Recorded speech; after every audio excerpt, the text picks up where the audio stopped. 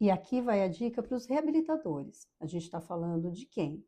De todo mundo que faz uma reconstrução. Protesistas, especialistas em dentística, que eu considero reabilitação oral, pessoal da implantodontia, pessoal da orto, que hoje é o carro-chefe aqui do meu consultório. Aonde? DTM assintomática, diagnosticada antes da reabilitação, vai fazer com que você já tenha avisado para o seu paciente que ela é cíclica, que ela pode voltar a qualquer momento. Porque, infelizmente, se ela aparecer sem você ter feito um diagnóstico antes e avisado, por mais que você se justifique, o paciente sempre vai achar que você está tentando inventar uma desculpa para um problema que aconteceu porque você não falou isso antes. Então, isso é muito importante. Sempre numa restabelecimento de dimensão vertical, sempre que você vai fazer um levante de dimensão vertical, que você vai mudar o fator oclusal do paciente, faça diagnóstico de bruxismo, DTM, para você entender o caminho que vai acontecer e avisar o seu paciente. Por quê?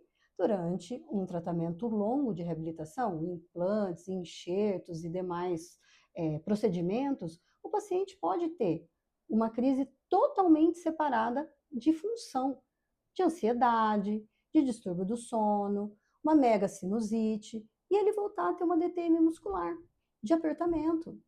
Isso não tem nada a ver com o fator da reabilitação. E você já deveria ter avisado antes. Então, muito cuidado. Como essa paciente aconteceu aqui no consultório.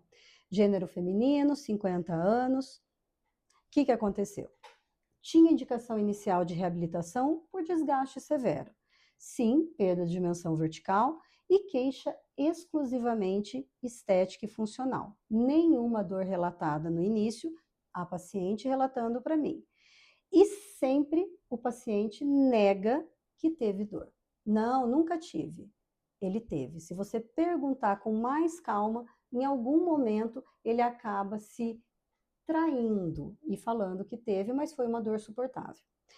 Primeiro alerta invisível: negar dor não significa ausência de DTM. E o que aconteceu? Não teve um questionário específico para avaliar essa DTM assintomática. Então, dor? Não. Estalo? Às vezes, mas nunca me incomodou. Estalo, deslocamento de disco com ou sem redução. No caso, com redução. Travamento? Não. Dor de cabeça? Normal. Onde que uma dor de cabeça é normal, pessoal? O erro comum aqui, não aprofundar nos sintomas normalizados do paciente. Ele entende isso como normal porque ele tem uma vida toda. Infelizmente, o exame clínico que foi feito foi insuficiente, porque apresentava estalos articulares, tinha desvio na abertura, sem dor. Esse desvio ou deflexão, ele caracteriza normalmente alguma inconsistência muscular, articular, os dois, mas alguma coisa não está funcionando corretamente. A TM estava adaptada, mesmo com os estalidos, e os músculos sem uma dor espontânea. Eles tinham um aumento de sensibilidade à pressão. Então, a DTM estrutural estava adaptada e assintomática. O que aconteceu? Não foi avisado que ela poderia ter um retorno agudo porque ela não tinha sido tratada. Então, o plano dessa paciente foi aumento da dimensão vertical, reabilitação extensa com próteses, ajustes oclusais progressivos e nenhuma fase prévia de estabilização articular ou muscular. O problema começou. Durante a reabilitação, começou sensação de peso na face, cansaço muscular, cefaleia no final do dia. E quando terminou? Dor bem caracterizada em massétere temporal progressiva, já há 6 meses, sensibilidade, uma artralgia articular, dor já na função, que é característica de DTM muscular, e a queixa emocional. Estava ruim, eu não estava bonita, mas eu não tinha dor antes de tratar. Aqui nasce exatamente o conflito clínico e emocional. Então, muito cuidado hoje quando você acaba passando nessa DTM assintomática. Infelizmente, a DTM era pré-existente e assintomática, o sistema estava adaptado, mas essa adaptação foi rompida quando a gente fez a mudança oclusal, acarretou uma sobrecarga muscular e articular, e essa dor ela acaba sendo iatrogênica não intencional.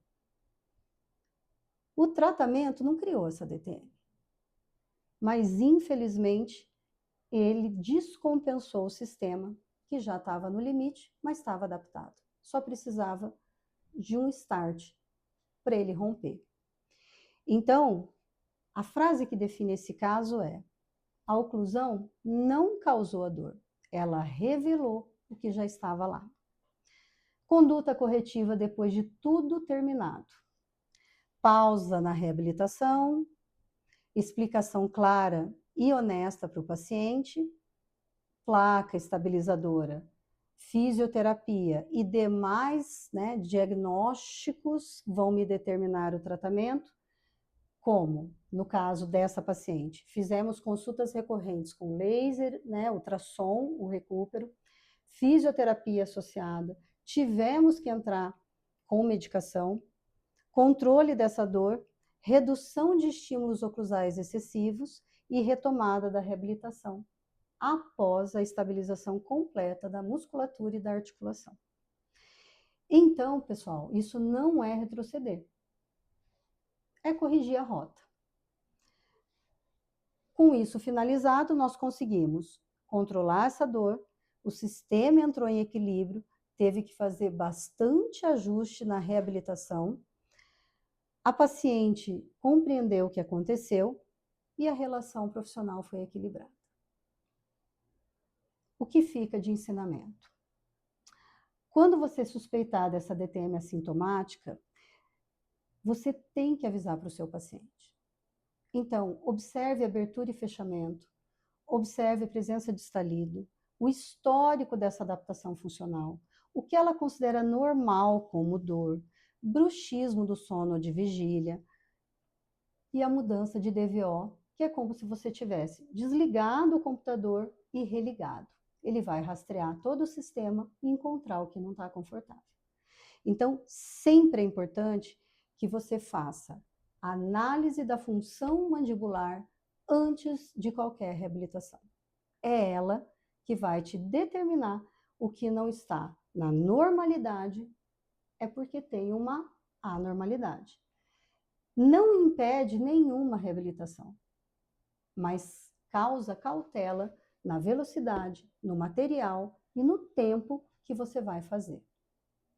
Fica aqui com a gente, não esquece de curtir, dá um like, entre na nossa comunidade do Instagram e seja inscrito no nosso canal do YouTube.